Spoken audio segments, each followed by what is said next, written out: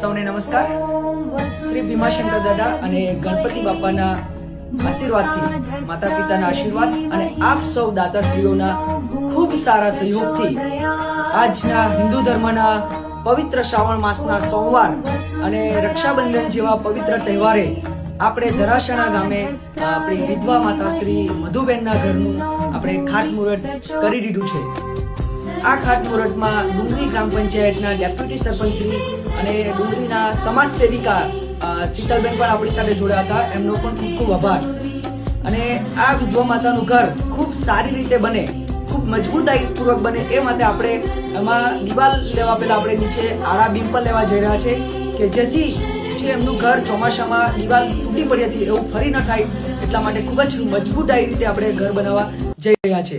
અને આ ઘર માટે ખૂબ જ સારો સહયોગ મળી રહ્યો છે દાતાશ્રીઓનો. પરંતુ આ ઘર પૂરું કરવા માટે હજી ઘણા બધા સહયોગની જરૂર છે. તો હજી પણ હું જે દાતાશ્રીઓ છે, જે દાનવીરો છે, એમને હું વિનંતી કરું છું કે આવો અમારી સાથે જોડાવો અને આપણે આ વિધવા માતાનું ઘર ખૂબ જ ઝડપથી પૂર્ણ કરી શકીએ. તેમજ ભગવાન પાસે પણ આશીર્વાદ માગીએ કે આપણે જે આ વિધવા માતાના ઘરની શુભ શરૂઆત કરી છે એ કોઈ પણ વિઘ્ન વગર ખૂબ જ ઝડપથી આપણે આ વિધવા માતાનું ઘર પૂર્ણ કરી શકીએ.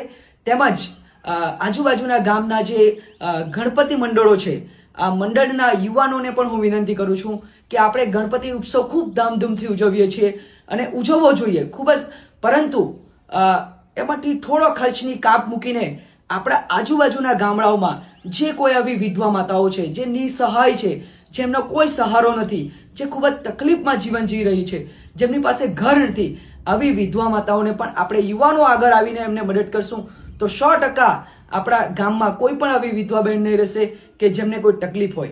કારણ કે એમની પાસે કોઈ સહારો નથી, તો એમનો સહારો આપણે સૌ યુવા મિત્રો બનીશું. કારણ કે રાષ્ટ્ર શક્તિ એ જ યુવા શક્તિ છે. અસ્તુ. ભારત માતા કી જય. જય હિન્દ.